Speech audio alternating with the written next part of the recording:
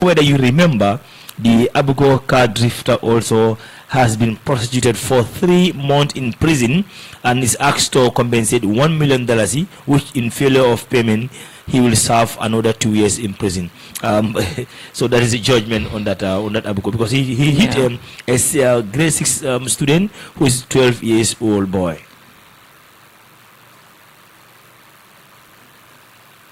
About the daily activity.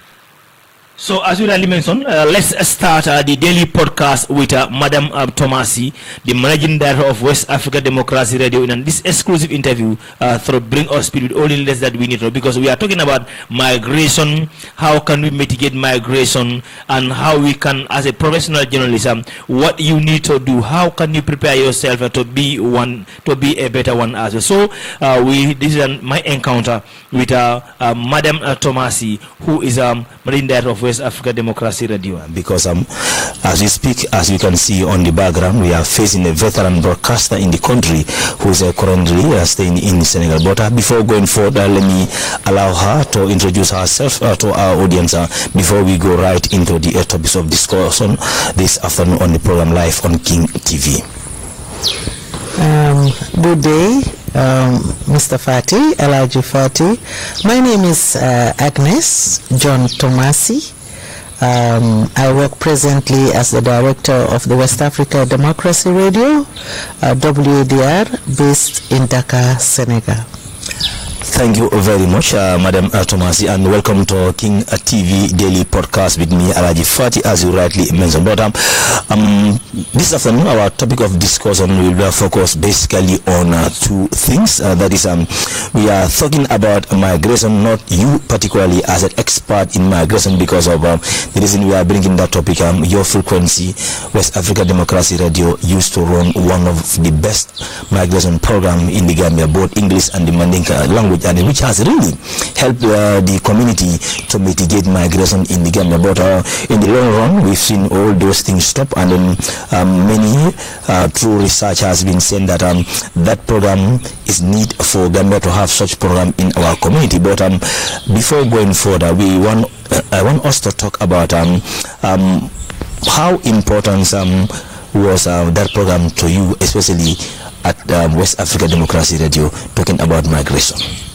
Well, for us at West Africa Democracy Radio, you will hear the word democracy often.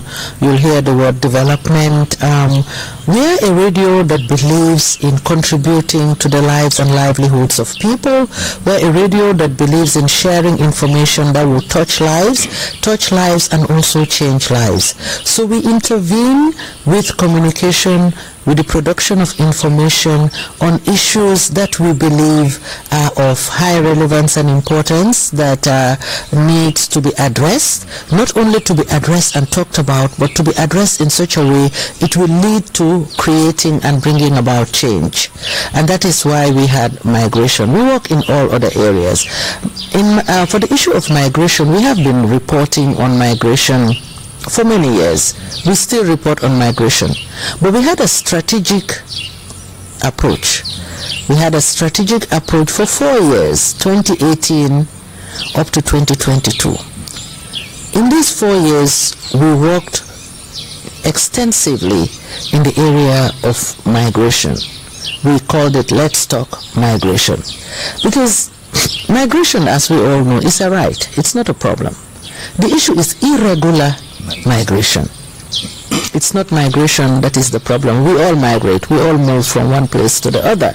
And we all have a right to migrate as long as we do it in a proper manner. So it's irregular migration that we had a program on, and we called it Let's Talk Migration. We called it Let's Talk Migration because there are so many things to talk about. But at the same time, we wanted to share information that is of quality, that is of relevance, and that would touch lives for informed decisions. So what we had was the training. We first started with the training of journalists. WDR, we work with partner radios. We do not set up radio stations in countries. We cover the entire West Africa.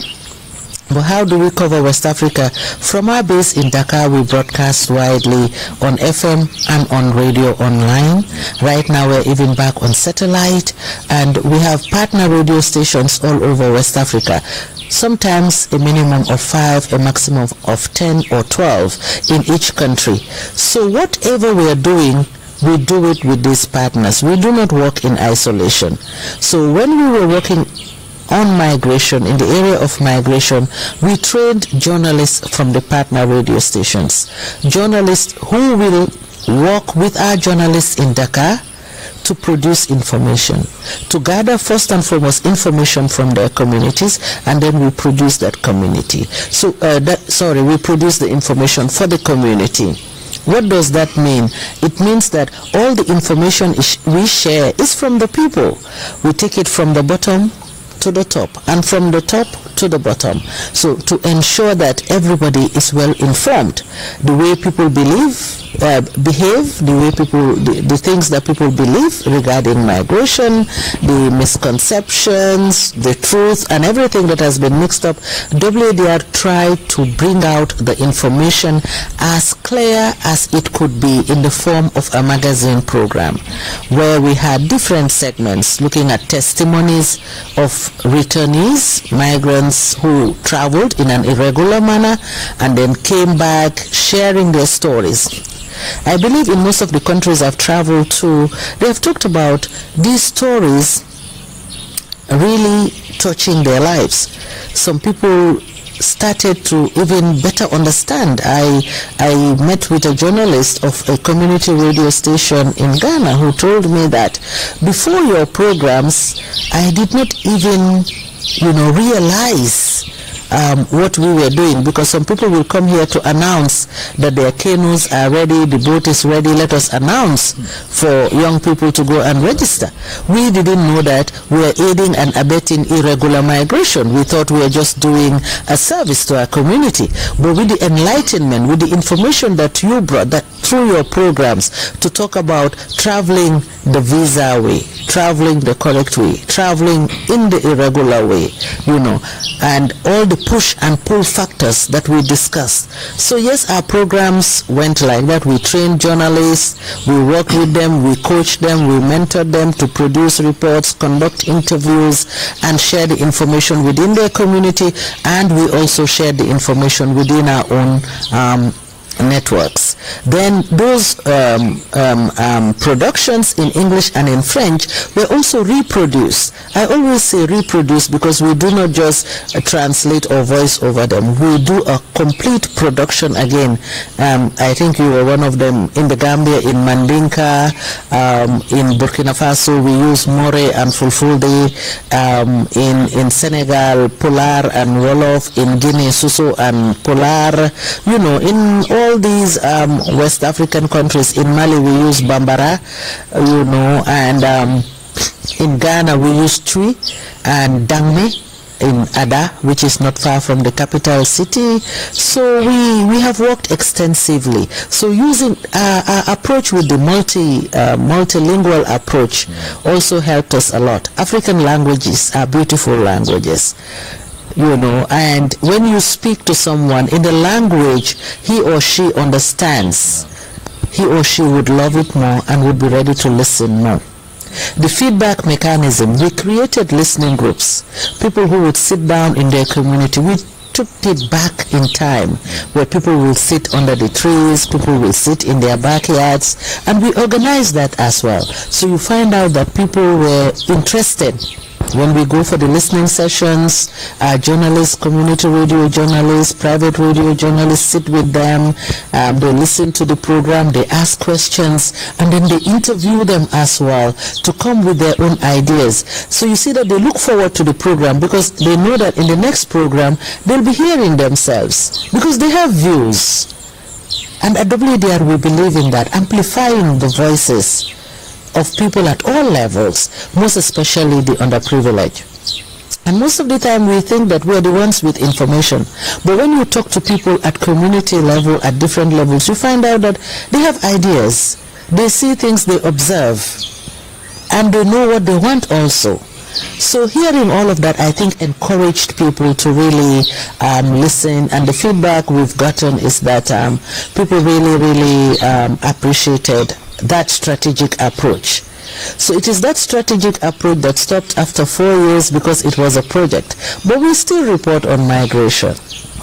All right, that's very clear there. And then that will take us to the next question regarding this migration program. Because of, as I said earlier, no, you really elaborate on details on how we work on your strategic development regarding migration in West Africa, to be precise. But as we are speaking right now in the Gambia, I will, because of the feedback that I get when I used to do that program for you guys was somebody, as the text, they always keep on texting me, when are we having the migration program back on the frequency?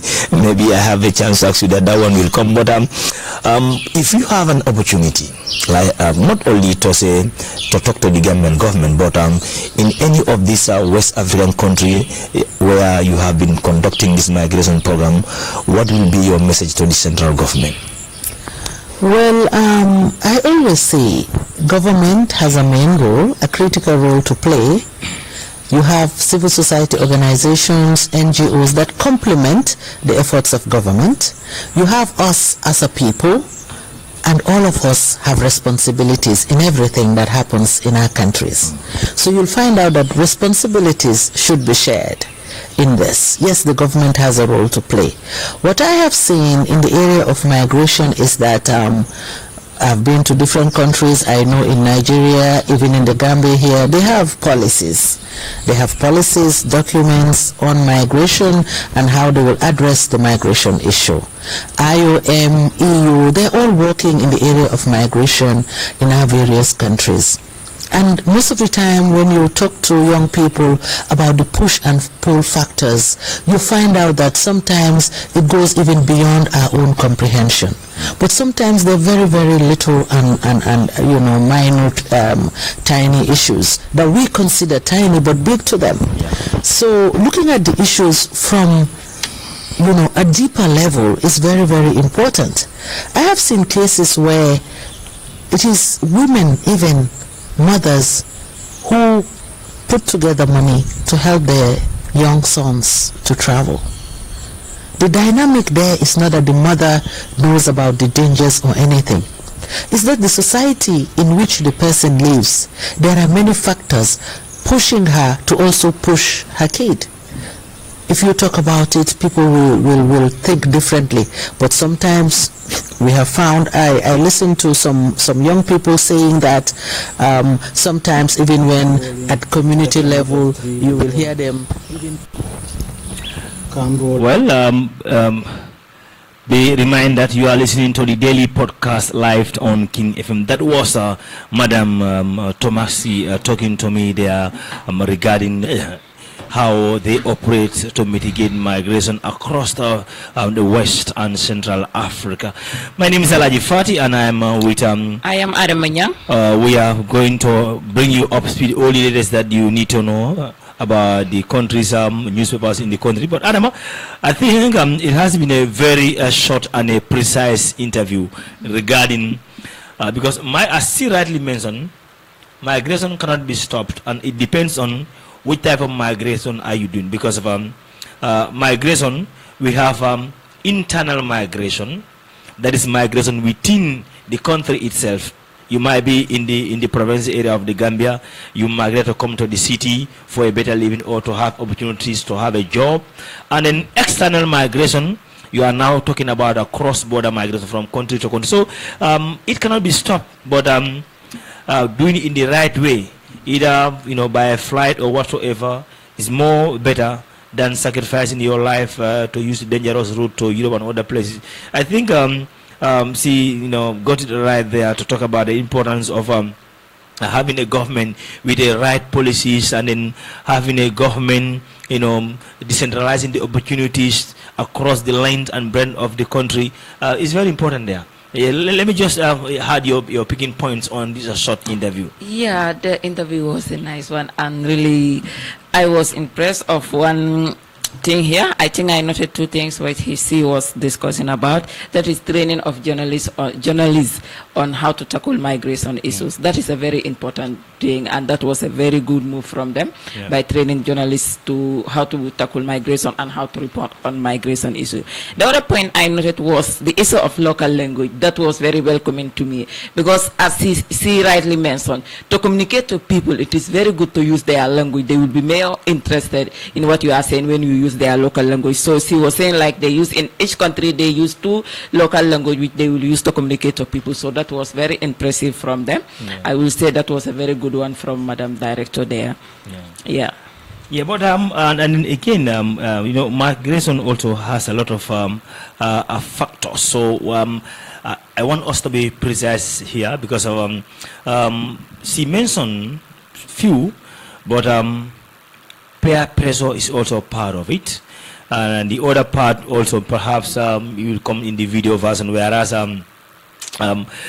we all belong to one family, but more often the family will gather and say, let's pray for our people in diaspora, for them to have a, you know, a better life and a good life and a good health, you know, whilst the ones are sitting here, perhaps maybe financially they are not contributing anything to the development of that particular compound, but in reality it hurts in them too, because like to some we are reducing them to nothing. So all those are factors that make the youth to rethink and taking this dangerous journey. And sometimes, you know, you living with somebody for a quite long, and he just all of a sudden the person you know, use the road to Europe, and then within few years have his own compound, cars and other stuff. So there are a lot of factors regarding about migration. Yeah, when we look at migration, we have, as you rightly mentioned before, that we have 2 aspects of migration. We have the internal migration and the external migration. But what we are talking of here is most of the external migration, we are the international one.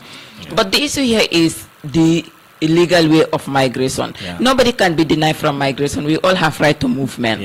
So when moving, I think it is in a better way that you can go and get a visa. If you get a visa to the particular country you want to go to, you can embark on the journey. But now we see that having a visa is always so difficult, so people will rather go for the back way to reach to their destination. And we can see, you said like peer influence and other stuff. To me, I think it is not peer. Some are influenced by their peers, but to me, it is the economics of the country. You see, most of those people going on the back way, they are people from poor backgrounds. They have no means to, they look at their families and say that, this the only mean I can take my family off from poverty is to embark on the back way to go to Europe, so that we have more opportunities to help my family back home. So what can they do? You are with somebody, you move with somebody for years, you grow up together, you see that that person left the place, the country, and went to Europe for years. For 5 years or some years, you see that the persons are staying, their family, their living condition is better off. You must go. You must find means to join the back way and go to Europe or to any other country you want. So the issue here to me is the economic. We are living in a country where our economic is not that high. So people will tend that going outside, going to Europe is a place where I can remove myself and my family from poverty. So migration, to me, is good, but let's use the right way to reach our destination, because the back way is so risky, it's so dangerous, and it is not advisable to use it. We will talk about the dangers of migration, but right now I want us to focus on the root cause of migration, because of we talk about one thing very important: peer pressure. We talk about poverty, and then we talk about the cause of migration, and that will lead us to the poverty, the peer pressure, and then wanting to have a better life, and then not only for yourself but perhaps for your family as well. So and some are also going for less. So some you say, if you go 3 years, you see your friend, you see your friend send you a picture, that went to Europe, send you a picture standing in a very nice environment. You say, this could be me. So what should I do to reach to that place? What they will do is to embark on the back way and reach that place, because they know that visa is not possible for them. So that also is an issue which make people to embark on the back way. I remember when I used to do the migration program for them. As you rightly mentioned, let's talk migration. I was entirely responsible for the Mandinka version, but the testimonies that I received from Ghana and that of Sierra Leone and Nigeria, you know, different one, because the reporter in Ghana, Atuetin Balalausin, she got a testimony with a girl in Ghana and a boy also, of course, in Ghana. A boy who was in Nigeria, in Ghana. What happened? This boy used to be on social media, Facebook to be precise, and then one day he saw his friend, at a restaurant having a meal there, and then the other day the friend also went outside the restaurant, just linking on one beautiful car there. So and then they communicate. The guy told him, bro, if you want, you can be here within 1 week. You understand? So when that thing happened, the guy also tried to link him with they call them the agents, others call them the coops. They have a lot of names to describe them. So that guy linked them from Nigeria to Agadez, from Agadez to Libya, and then try to Libya. The reality is when people are in Europe, especially these backway boys, when they are in Europe, they make the journey so simple and so easy for you. Easy. So you will never know until and unless you take the journey for yourself. So that will take us to the dangers of migration, because of to be honest, everybody want to have a better life. That's what, as the saying goes, every dog owner wants a bigger bones for his or her dog. But it depends on how you want to obtain that bone for your dog. Either you go to the restaurant, look for the leftovers, or you go to the butcher and then trying to get it for yourself. It depends on, as I said, it depends on how you want it. So I think if you look at the advantage and disadvantage of migration, and then you look at the central government, private sector, the social organizations, we all have a role to play in this. Because it's essentially a central government. The central government, sometimes when you talk, people say government cannot do it all, but the central government should have a policy that will guide the private sector and individuals in a particular country to obtain or to have something that will help them, and even prefer to stay and work in their own country.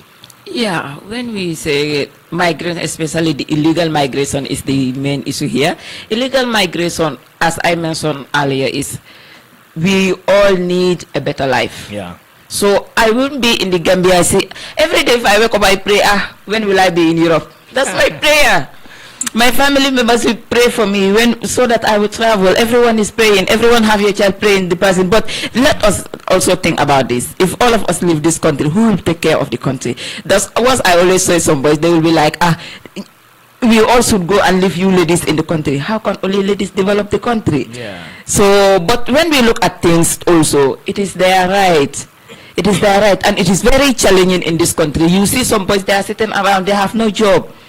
Yes, the government cannot do it all, but there should be facilities where they will able to learn, even if they are not sitting in offices, but they can have skill to do. But if they don't have skill, you know that you go to school, you complete school, you have no job, the only thing you do is sit around gatos, or you go for other job, minor contracts. The only thing you think you will be gathering that money, if you get something that you think that will take you to the bagway, of course, you will join the boats and go to the bagway, and which is so risky for everyone that embark on that journey. All right, so and then we're still talking on the root cause of migration. We've talked a little bit about that. The dangers of migration, that the risks involving is life over death. So this that's why it is a deadly journey. It's a most dangerous journey to success. Yeah, the journey is deadly, because even if you don't die, I saw some people, because we all live in the community, I saw someone that went for the bagway. The person went up to Libya. He could not cross. He came back, but unfortunately for him, he came back with one hand. Oh, really? The only issue was, I don't know what happened. They cut off his arm, And he came back with one arm. So that, look at that person. That person was going for better opportunities, but you end up losing one of your arm, which you know that you live with that thing for the rest of your life. And the person do not go anywhere, have to come back to the Gambia and start from zero. And at that point, even to do some other job, the person will not able to do it. So it is so risky to embark on the bad way. And another thing also, you see some families, they will gather all their money. Mom will sell land, dad will sell cow, cattle. They do everything, gather all the money they have, invest on one person so that the person will go to Europe and remove the family from the stage they are. But unfortunately, you'll go to some countries where you will not able to cross. You stay for some years. Some will even volunteer to come by. You come back while you lose your everything. Come back and have to start at zero. So I was thinking, before your family gather all that kind of money, all they have, all their investment for their life, give it to you to go and come back. They could have just taken that, give it to you, open a business. I think that business will also do well for you. But it is always sometimes crazy. People will go to the back way. Some are crossing, everyday people are going, some cross, but the risk is too much. Some die on the way, some we end up having issues which will follow them for the rest of their life. Some got mad. You see some people, they will go come back and they already lose their minds. They are mad. So it is so risky. The journey is so risky. Yeah. Well, be reminded you are listening to King FM and King TV daily podcast with me, Alaji Fati and ADAMA NYANG. And we're going to take a short break, and when we return, we take you speed with all the latest regarding the daily papers for today.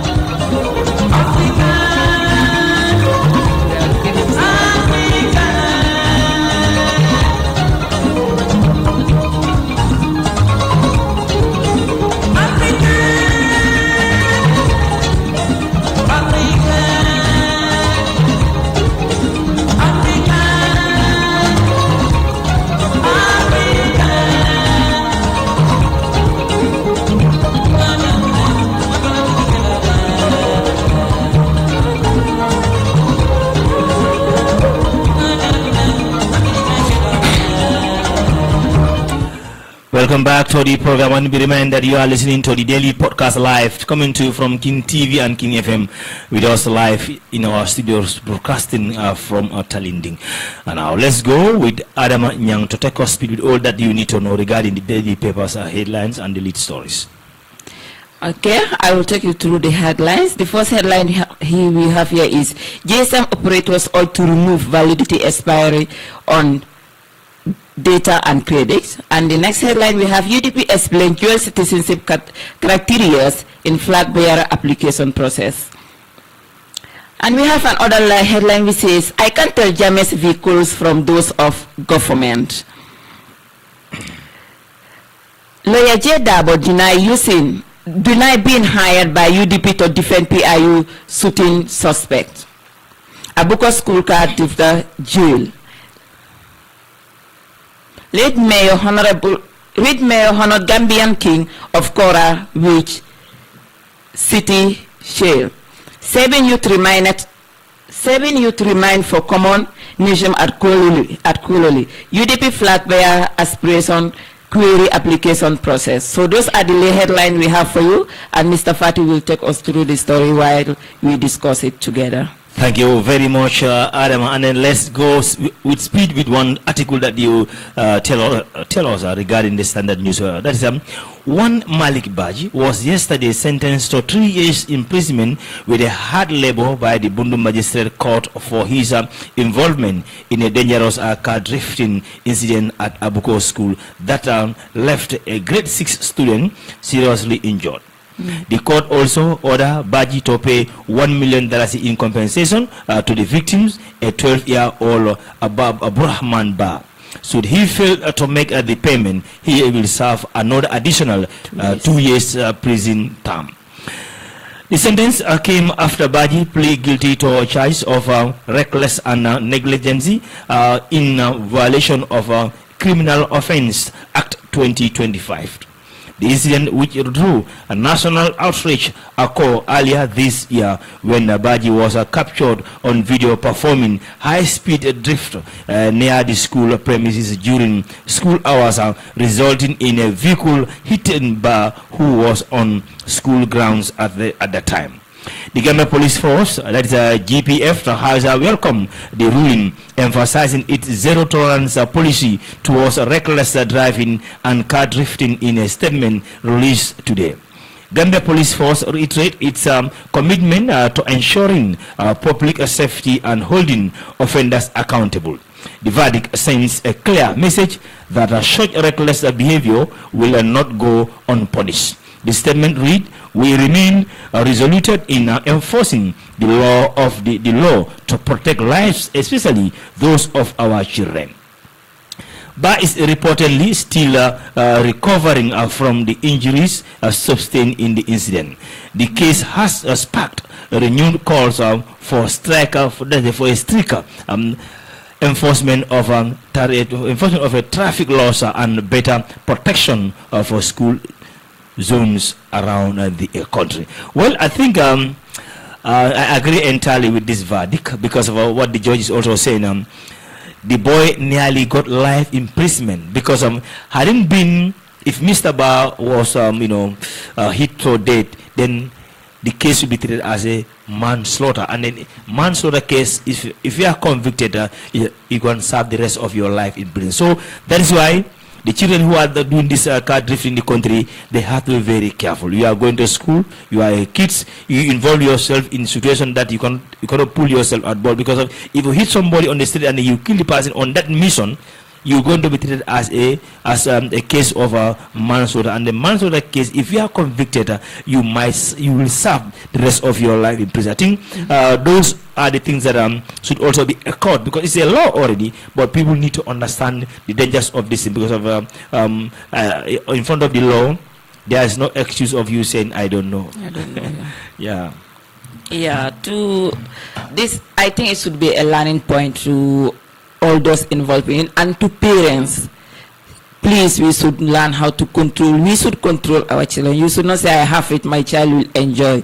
But while your child is enjoying, your child should take note that there is law in this country and there are people outside he or she is going to meet out there.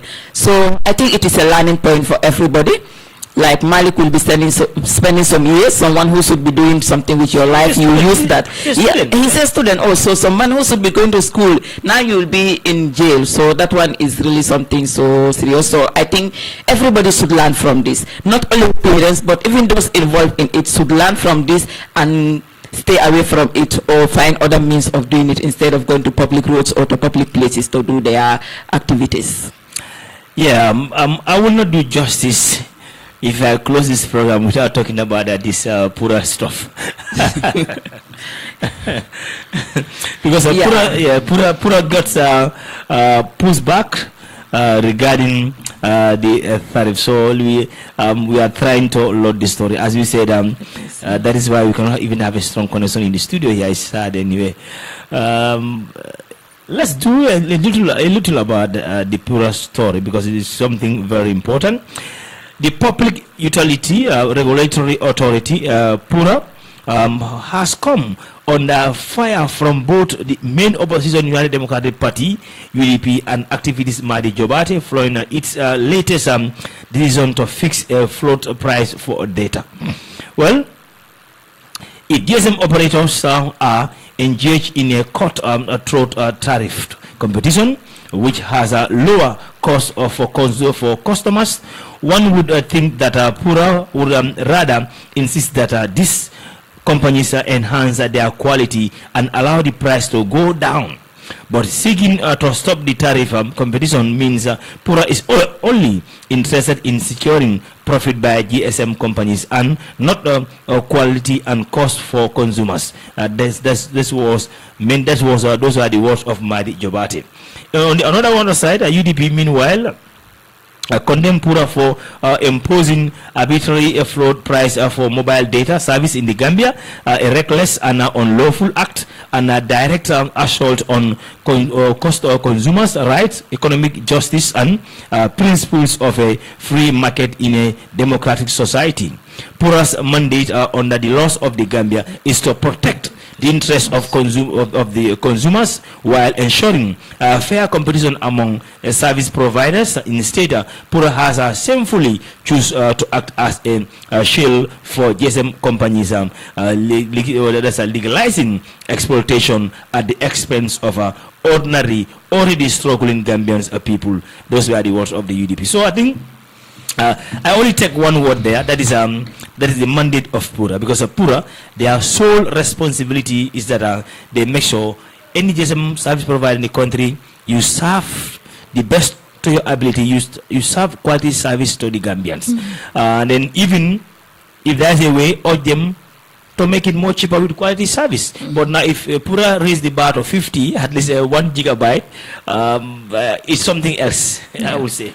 Yeah, this was my point yesterday. Yeah, I agree. This was my point yesterday. that how can Pura were not fair to us Gambians? It was very easy. We were enjoying it, and they just come to a point that they are there for the GSM operators instead of Gambians. To me, that's how I see it. They are there for the GSM operators instead of Gambians, because if you come and say they are selling this, what they were doing, wanted for us, which everyone was enjoying, even those going to primary school, if they need to browse the internet, they can use their lunch to buy data and do their stuff. But Pura come and say, no, we are making a stop to this, and we are imposing this and this, and that is to the interest of GSM operators, not Gambians. So I think Pura should look into it. They should really look into it, and at least they lift it. Even if they cannot bring back what the wanted we are having, but they can at least lift it so that it will be more easier and quality will be served. But my point yesterday was, are they going to give us quality even with this, which Pura said they should reduce it? Are they giving us quality? Well, for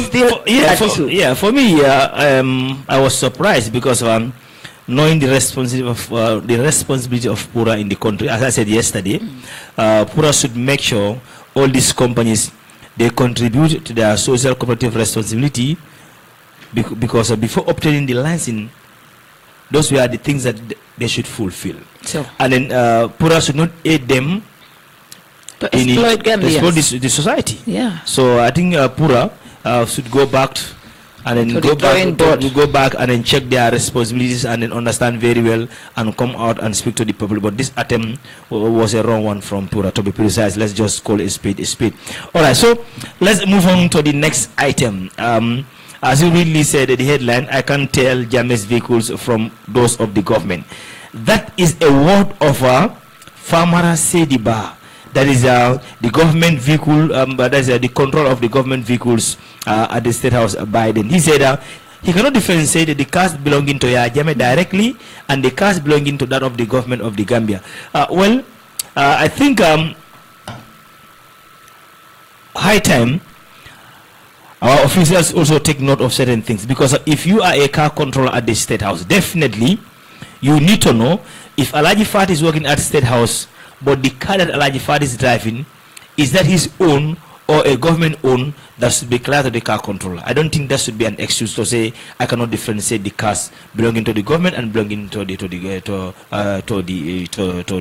Jammeh. Sometimes I think people take advantage of saying certain things or throwing everything back at Jammeh. I don't think that's fair enough, because of that's my view. That's what I'm seeing things. I don't want people to be taking advantage. Your responsibility, you fail in taking the right note of your responsibility, but now you want to shift the blame on someone else. I don't think that's fair. Gambia is high time, we punish people who fail in their responsibility. And if there's anything that Jammeh failed to do, we punish Jammeh directly under that loss. But if anybody also fail, we cannot say it's because Jammeh was here, I cannot do A and B. No, let the guy face punishment. And since Jammeh lived this country years now, so what was he or those responsible doing? Jammeh left this country for about 10 years now. Within those 10 years, still they cannot regulate that to know which vehicles belong to the state and which vehicles belong to the government. I think that was just an excuse. That was just an excuse, but I don't think it is fair to Gambians. Well, Adam, I think I'm afraid now we have already 7 minutes and the adverts will play, and there should be news 2 p.m. too. So unless you have something that you wanted to add on top of the program now before we quit. Yeah, all I have to say is, as Gambians, because a lot of the headlines we have, they are talking of people misusing office or people acting anyhow, because that case of school-going children that hit somebody and you have to go to prison. So I will urge parents, please, make sure you control your children. Don't say that I have it or I don't have it, or I see people are doing this, let me allow my child to do it. People are doing it, but it is good. It is the right thing to do. So something we should ask ourselves before involving ourselves in such action.